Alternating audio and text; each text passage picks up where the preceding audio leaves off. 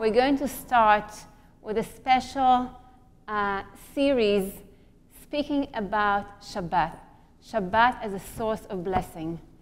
There's a lot to say about Shabbat. This morning we had a shiur in one of the synagogues here, Rabbi Cohen's synagogue, and we spoke about it also. So there's a lot to say about it, and I really feel that it's such an important topic, and we're going to spend a few weeks, Be'ezrat Hashem, speaking about what Shabbat is all about. So today, we're going to mostly have some kind of an introduction, and we will speak also later on, not today, but in the future, about some practical things to do with Shabbat, some practical things that apply to us women and Shabbat. But today, we're going to have some kind of a general introduction about what Shabbat is all about. I want to start with something that is a little amusing, but I think it will give us an understanding a little bit about something to do with Shabbat. A few years ago, when, come Elishava, they can sit in one of the chairs here. Thank you. A few years ago, my daughter had a birthday party. And she got a knitted vest. She got other presents also. But for some reason, this present wasn't something that really appealed to her. And she refused to wear it. She wasn't quite young. She refused to wear it. So it was put aside somewhere in her drawer. And some months later, one of her other friends had a birthday party.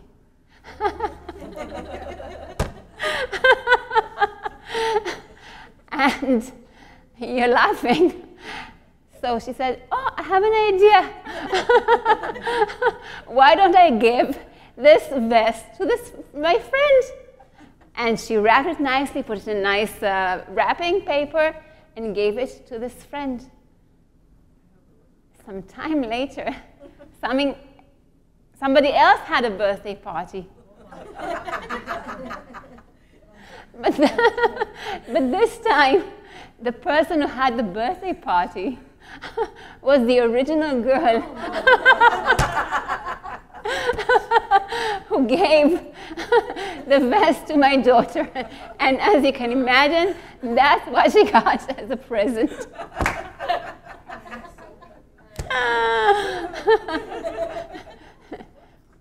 It's an amusing story, but why am I telling it to you? I'm telling this to you. And what's the connection between this story and Shabbat?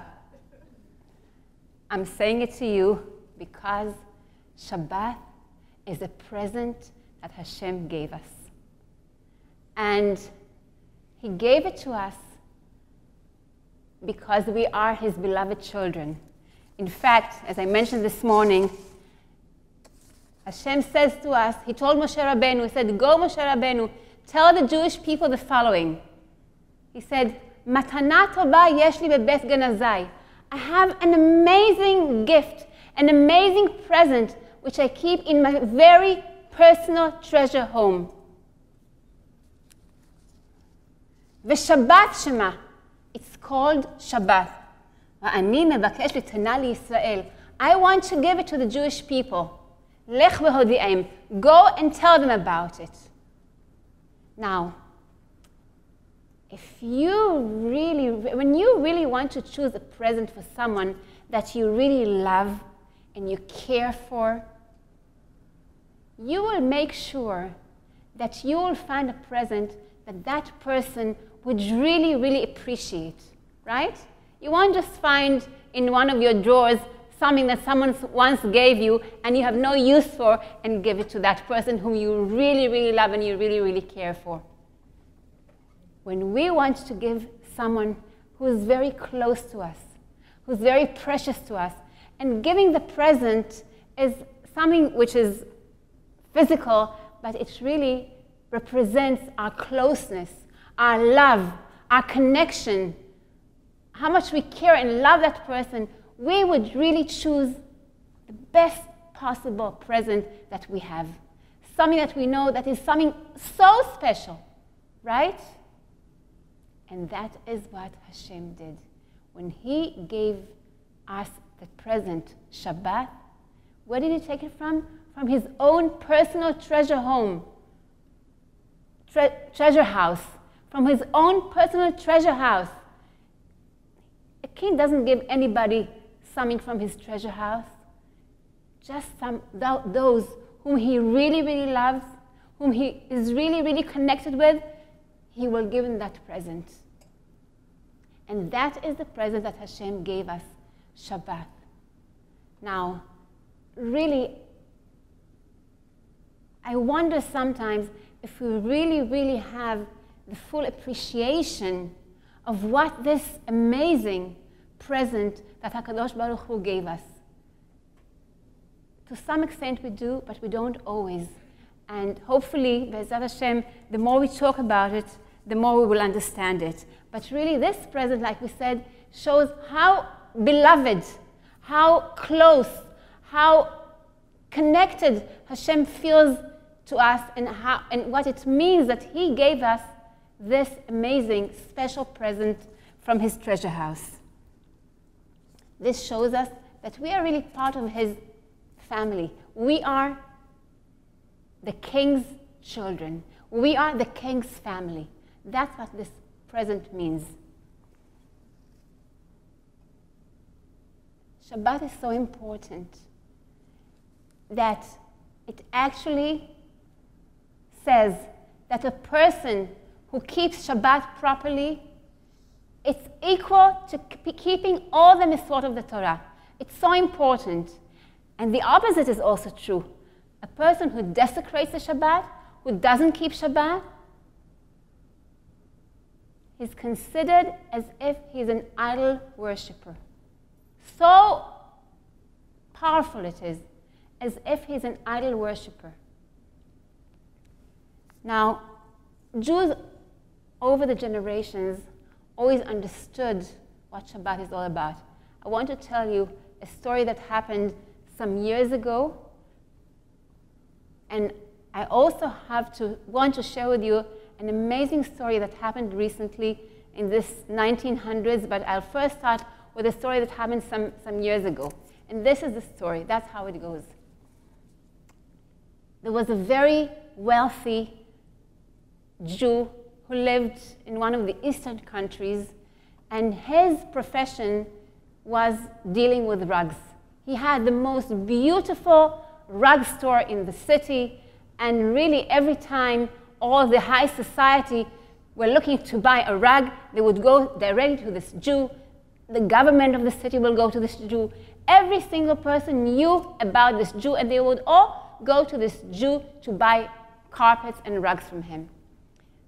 One day, it was Shabbat. He's sitting with his family around the table. They're all eating a festive meal for Shabbat and singing Shabbat songs, Shabachot, Zamirot, and there's a knock on the door. Who's there? One of the children opens the door. He brings it in a messenger from the city's government, governor. A messenger from the governor. He said, I have an important message from the governor. Right now, one of the important ministers from the capital is visiting the governor. And he saw a beautiful carpet that the governor bought from you. And he gave him so many compliments. So the governor understood that he really, really wants such a rug. And the governor sent me to you to ask you to please, he wants to buy from you right now the same rug. The Jew tells him, you know, I'm sorry, today is Shabbat. Come back to me in 7 hours. I'll be happy to do it with you. Right now, I don't do any business. He said, what are you talking about? The important minister from the capital is here. Can you imagine me going back to them and telling them that you refuse? He said, I have full respect for the governor and for the minister, but above all, I have my fear and awe and obligation to the creator of the world. He said, are you sure? I'm giving you one more chance. Think about it. You can imagine what's going to happen if I go back to the governor and tells him that you refused to sell him a carpet. You can imagine what can happen to you. He said, I understand. But today's Shabbat is a holy day. I don't do business. I have full respect for all the governor, the minister, the king, but above all, my obligation is to the king of the world. Okay. One of his sons, the servant, the messenger left, and one of the sons goes to the father and said, Dad, why did you do that? Don't you think that it's more important to, you know what can happen? Not having business is maybe from midei Rabbanan, from the Chachamim, but what about pikuach nefesh? What about our lives? You know that we can even lose our lives for that. You should have thought about it. So the father said, someone else said it before you. The son said, who? He said, Yeser hara, the evil inclination. He said, I know who I have to report to, and who I have to fear, and who I have to follow above all. And that is the creator of the world. Shabbat has passed. As soon as Shabbat was over, there was a knock on the door. Of course, the messenger from the governor is there again. The Jew was all worried. He knew he could have imagined what might happen to him. They might deport him from the country. They might, God forbid, put him in prison, his family. A lot of thoughts went through his mind. He greeted the messenger. He said, hello. He said, you have to come to the governor right now. He told his family, do me a favor. Make sure that you read the Pesukim that we read on Mosai Shabbat. And by the way, as a side point, not part of the story, but I want to tell you, those of you who are aware of it, or those of you who are not, we'll talk about maybe later on, but you know that on Mosai Shabbat, there's certain reading that we read from the Torah and from the Nevi'im, which is supposed to bring beracha for the home for the rest of the week. I'd like to encourage you to do it. I think it's very, very important. It starts with the V'yiten lecha, with Birkat Yitzhak Avinu to Yaakov Avinu. Anyway, so he told his children, going back to the story, make sure you read the Pesukim, the Pesukim that we read in Mosai Shabbat, which is supposed to bring beracha, blessings upon the home, and he left the house. On the way, you know, he's thinking what's going to happen to him. He's praying to HaKadosh Baruch Hu. As they arrived at the governor's house, the governor opens up the door for him, and he greets him with a big smile. He said, thank you. I'm so grateful to you. I'm so happy to see you. He said, you made my day. The Jew doesn't know what's happening. He said, what happened? He said, this is what happened. When the minister came, we had a meal, we had a conversation, and in the course of the conversation, we started talking about the Jews. And they started saying, you know, these Jews, they'll do anything for money. They will, whatever you ask them to do, if it's for money, they will do anything. He said, you know, I disagree with you. I know of a rich merchant who deals with drugs, and I can assure you that even if he has to lose a big sum amount of money, he will lose it as long as he doesn't desecrate the Shabbat. And he said, no, if it's a small amount of money, he might, but a big amount of money, forget it. So he said, we had a bet. And I was hoping that when he comes to you, you will really prove that my belief in you was right. And he said, and when he came back, and he said that you refused to do the business deal, and that you mentioned with pride that you have respect for the governor and for the minister and for the king, but above all for the king of the world, then I knew that I was right. And he said, and as a result, I want a large amount of money. And the Jew said, I'm so happy But you know what?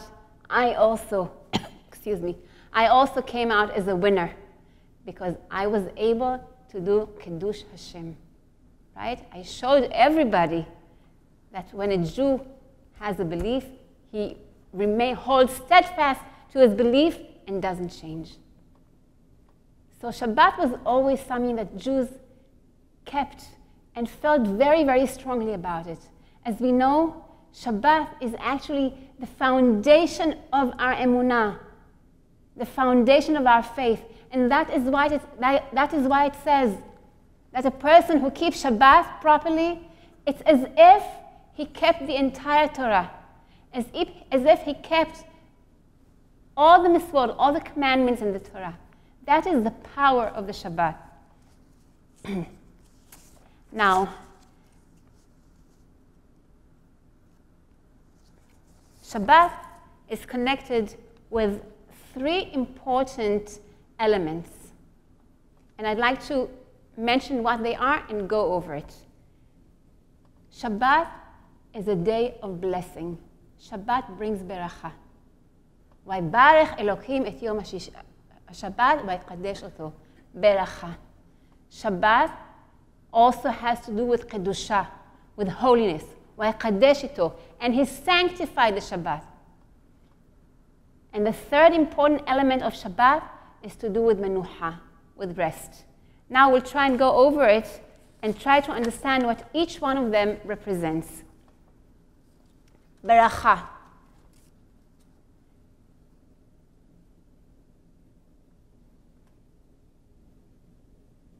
First of all, we know that the Shabbat brings beracha for the entire week. When we do something on Shabbat, and if we do it properly, it comes without any hardship. It should come smooth. It comes smoothly. But also, it's connected to what happened with the man. What happened with the man at the time of when Bnei Israel were traveling in the desert? Remember, on Friday, they had double the amount of man, lechem mishneh. Rashi explains mishneh. Really, one explanation, it was double. Another explanation is it comes from the word meshuneh, different. What was different about it? The taste was different. There was something special about even the taste of the man on Shabbat. Shabbat, and you know there's a famous story about a Caesar who once smelled an amazing smell coming from one of the homes of the Jewish people, and he went in and he tried, and it was such an amazing aroma. He said, "Let me see where does this aroma comes from of such good cooking, such good food." He came in, and the whole house was, you know, sometimes it happens when the house you cook on Friday afternoon, and someone comes from outside and say, "Oh, there's such amazing, right, aroma, smell in the house. Where does it come from?" So he said, What are you cooking? Let me check.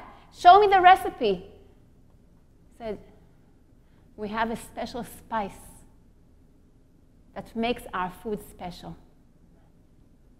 That's what gives our food this special smell. And this special spice is Shabbat. On Shabbat, everything tastes differently. Think about even the food that you taste. Even if you cook the same food in the middle of the week, on Shabbat it has something special attached to it. There's some special beracha connected with Shabbat. Also, we know that when we spend for Shabbat, Hashem decides on Rosh Hashanah how much money we will earn for the entire year.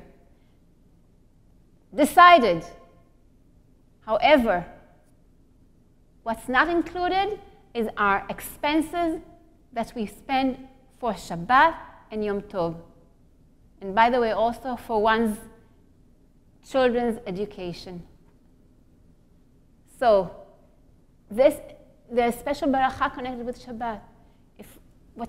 When we spend for Shabbat, it's not taking away from our yearly income. Special beracha.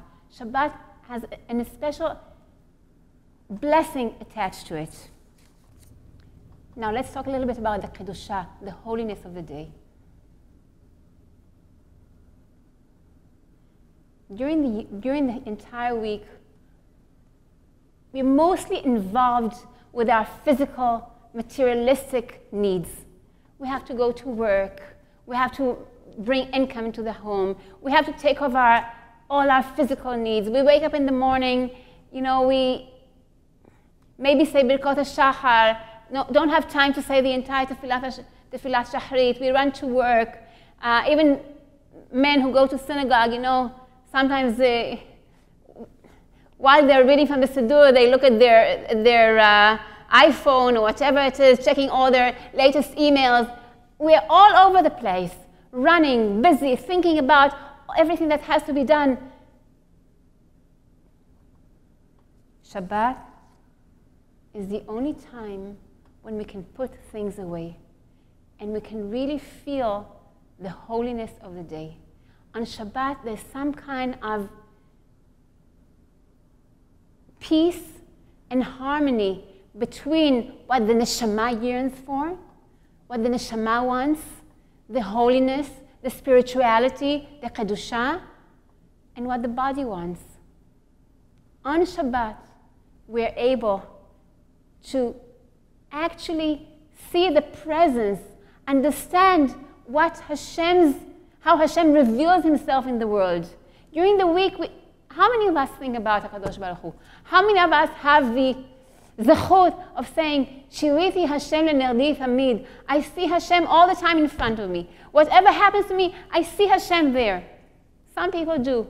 We do here and there. Something happens, we say, I see it Hashgacha Pratit. I see it was Yad Hashem. I see the hand of Hashem here. But we're so wrapped up with everything that we have to do that we don't really have the opportunity to see how Hashem reveals himself. We don't really see Hashem in front of us. Shabbat is a day that if we allow ourselves, we are able to really, really see more or less face to face HaKadosh Baruch Hu. This is the Kedusha, the holiness. The Arizal, I want to give you an example that demonstrates it. According to the Kabbalah, the Arizal says that normally when a person prays the Amidah, hello, find a seat, thank you for coming. When a person prays the Amidah, according to the Kabbalah, to the Kabbalists, he should pray his Amidah with his eyes closed. And why?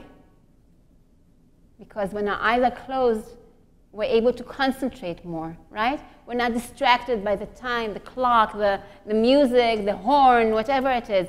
We're really able to focus more on our words. But he says, on Shabbat, one should pray with the eyes open. Why? Because this is the time that we're able to see HaKadosh Baruch Hu. This is the time that when we speak to Hashem, we're actually able to feel his presence. We're actually able to see how he reveals himself in the world. We're able to understand and appreciate the greatness of Hashem. This is the holiness of this day. That even when we sit at the table and we enjoy the meal, we're told that we should feel that we are sitting at the king's table and he joins us at the meal. These are royal meals that we sit and we dine together with the king. That's how we should feel. This is the holiness of this day. And it's also interesting to know something else. About Shabbat, it says in Aseret HaDiberot, Aseret HaDiberot is mentioned in the Torah twice. Once in Sefer Shemot and once in Sefer Devarim. In one place, in Sefer Shemot, it says, Zachor et Yom HaShabbat lekadesho. Remember to sanctify the Shabbat. In Devarim, it says, Shamor et Yom HaShabbat. Observe the Shabbat. That's a difference. And our rabbis tell us, why does it say here, Zachor, In one place Zachor, in one place Shamor. And our rabbis teach us that when it was said at the time of Ma'amad Har Sinai, at the revelation of Har Sinai, when all of us were standing there hearing the Aseret HaDiberot, they came b'dibur echad, in one speech. Imagine that there was one more person standing here next to me, and together one of us will say Zachor, the other will say Shamor, together. It came from HaKadosh Baruch Hu in one go, both these words. But each one of them represents something else. Zachor represents Misvot Aseh. The things that we have to do on Shabbat. Because on Shabbat, I'm sorry, the other way around. Zachor represents Misvot Lo Ta'aseh. There are certain things that we are forbidden of doing on Shabbat, right? We cannot turn on light, we cannot light fire, etc. There are different things that are forbidden of Shabbat. But Shabbat is not only about what's forbidden. Shabbat is also about what we should do. How we should make the Shabbat pleasurable, honor, a pleasure, a special day. And this is represented by the word Shamor. Now, Shabbat, for example, just to demonstrate it, is a day that we're not supposed to work on breaking our Yesarim. To give you one example, we have festive meals. We enjoy food. Food is something that we're supposed to, is something materialistic, something physical, right? But on Shabbat, it becomes holy. There's no contradiction. We're supposed to enjoy the meal. We're supposed to eat. We're not supposed to say, you know what? No, on the contrary, this is one of the ways of showing the fact that we are making Shabbat a pleasure. Another example, on Shabbat, we are supposed to, how do we sanctify the Shabbat? By making Kiddush. Kiddush is said on wine. In the outside world, wine is usually associated with getting drunk, right? Alcoholism, whatever it is. With us, on the contrary, wine is connected with Kedusha, with holiness. That's how we sanctify the Shabbat. So we see that Shabbat has something very, very special attached to it, which shows us that there is some kind of peace and harmony between the physical and the spiritual.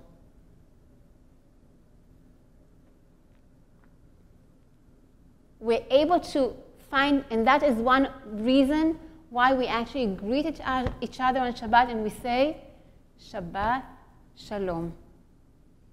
Because Shalom, peace, is represented by the harmony and the peace between the physical and the spiritual.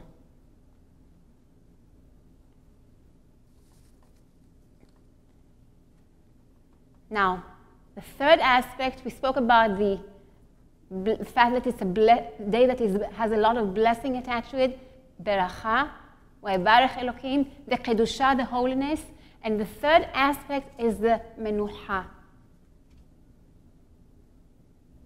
You know, there are some people who are never able to stop and rest. Right? I'm one of them.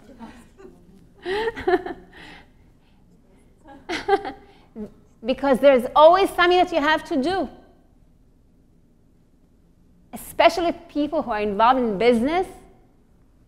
It's impossible. There's always something pressing, always something to take care of, always something that we have to do. So, on Shabbat, we're supposed to feel that everything is complete. Everything is done. Everything came to a perfection, and everything stops.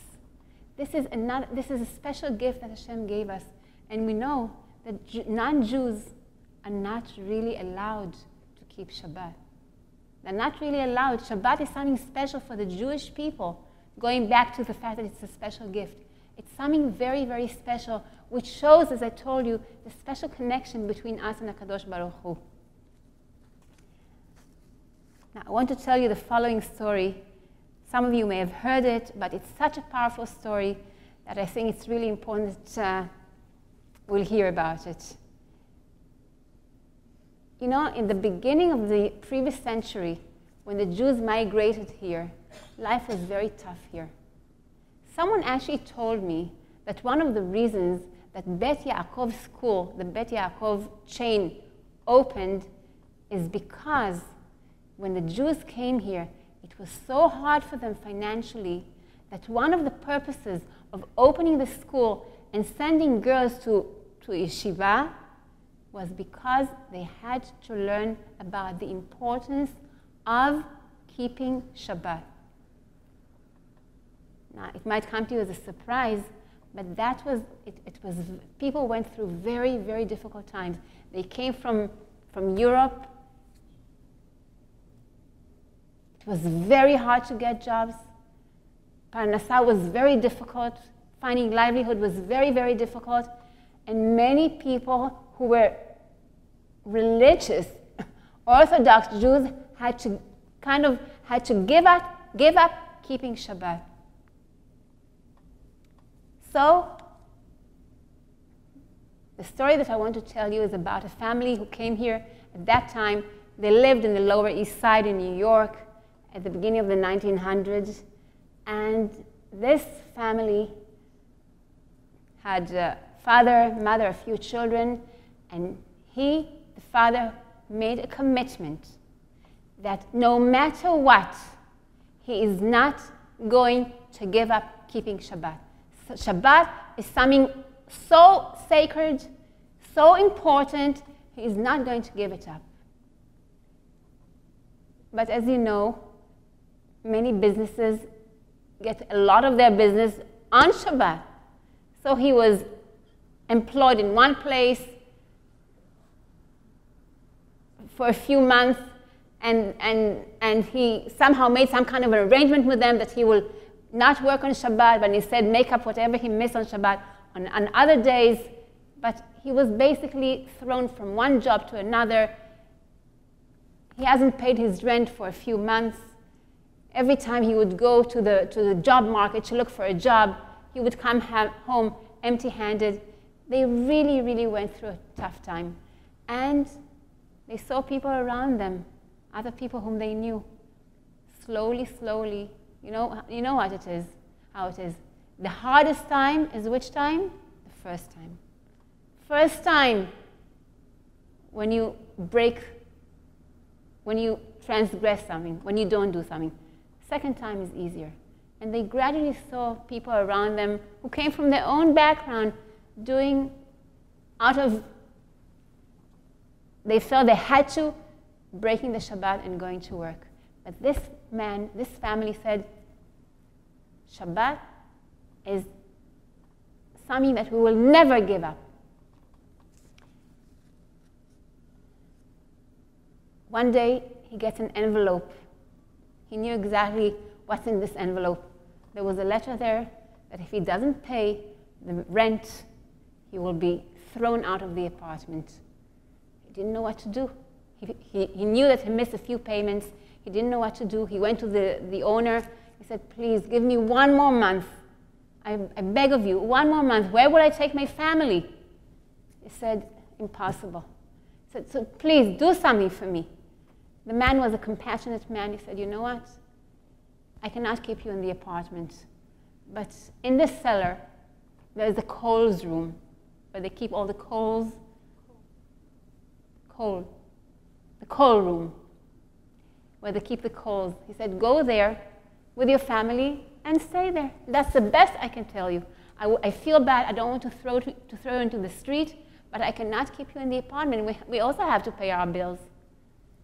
He had no choice. They went down to the cellar. You can imagine everything was covered in soot. Everything was black. But better than being in the street. And that's where they lived. Something that we cannot even imagine, unimaginable. But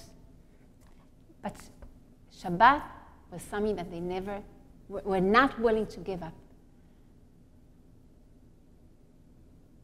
One day, someone was passing in a fancy car right outside their home.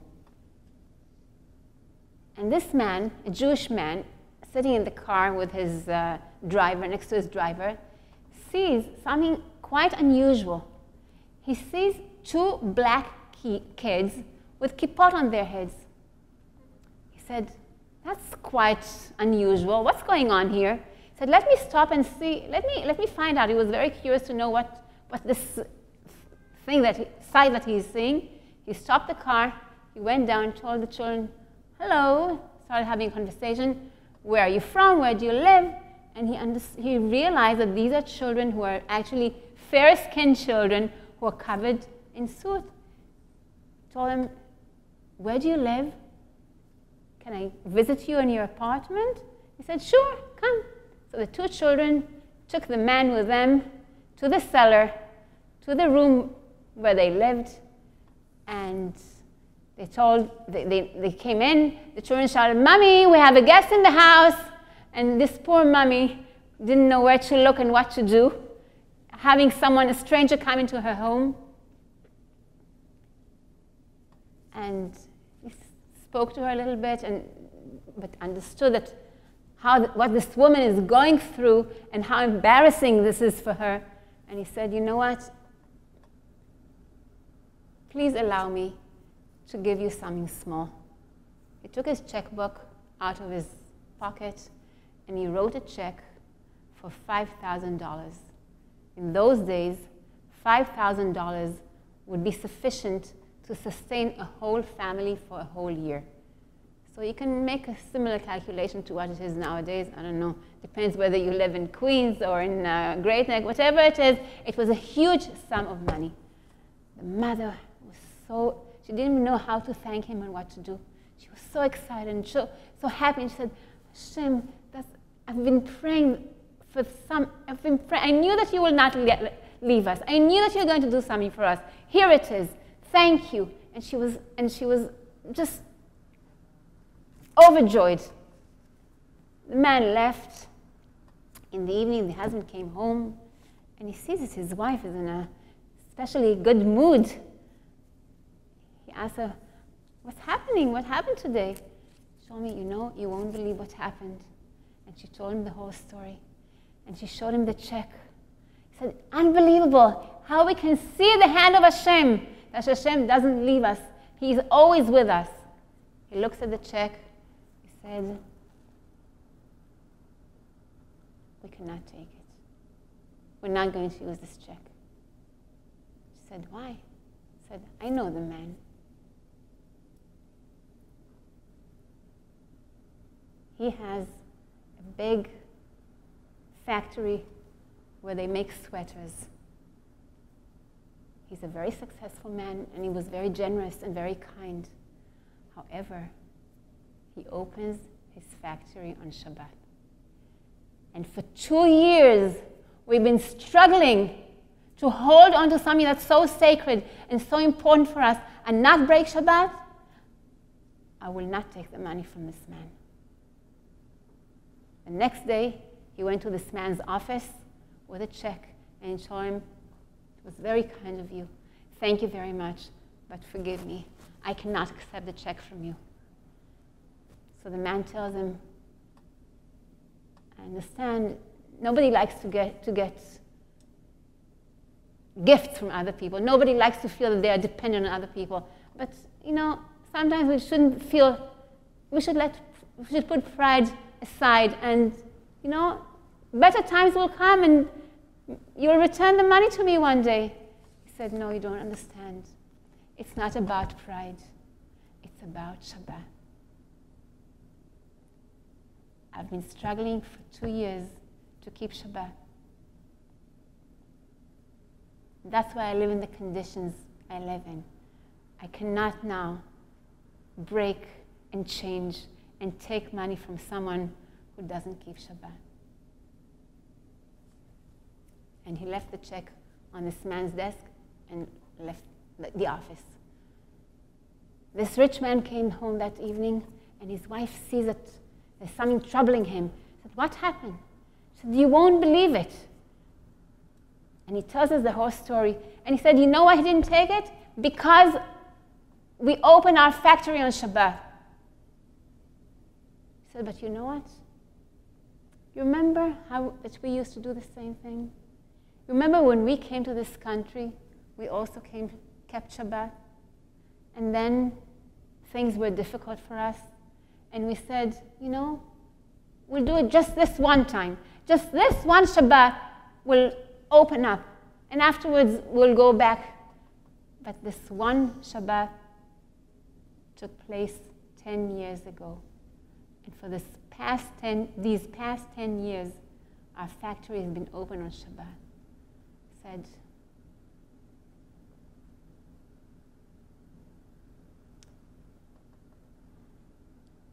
they had a discussion. The next day, this rich man goes back to the apartment. I'm sorry, it wasn't the next day. A few days later, he goes back to the apartment of this family, to the seller, with the same check. He knocks on the door, and he says, I'm here again. I want to give you the check. And the gentleman says, but I told you, I cannot take it from you. I will not accept it from someone who does not keep Shabbat. And he said, let me tell you, after you came, we had a whole discussion.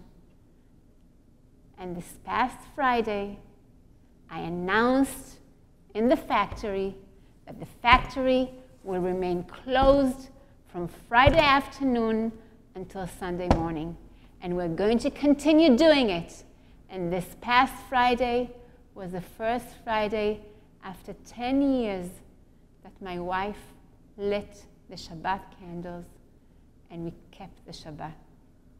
Said, and Be'ezrat Hashem, we will continue.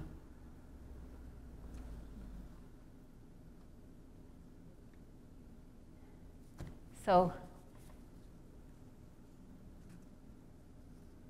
you know, they say, we speak about keeping Shabbat, but Shabbat is something that guards us and keeps us. The Shabbat is really, we have to appreciate and understand what blessing, what holiness, what it is that is attached to the Shabbat. As I told you when we started, when we give our child a special gift, we give them something that we really, really feel will be something that is so special for them. The best thing that we can think we would give our children. This is the gift that Hashem gave us, the Shabbat. And we should remind ourselves how special it is, how precious it is, how precious it is, how holy it is, what it is that we're told that we are here together with Hashem, together with the Creator of the world. We're really part of His family. We're all together getting from Him something that is so special and so holy, which is only ours, only for us, the Jewish people. As I mentioned, today was kind of an introduction. Be'ezrat Hashem, we're going to speak in the next few weeks about different things that are connected with Shabbat, preparation for Shabbat, candle lighting, other more practical things that apply to Shabbat. I think that it's something that is very, very important, something that we all know about, and yet there are certain things that we are perhaps not so sure about, and maybe we have to remind ourselves, maybe we have to strengthen ourselves. So Be'ezrat Hashem, we will talk about in the next few weeks. I really, really want to thank you so, so much for coming, and I hope that, and I really want to bless every single one of us sitting here today, that Shabbat will really be a meaningful day, a day that we will feel our neshama yetera, our special additional soul that Hashem gives us, that we will really be able to taste what it means to taste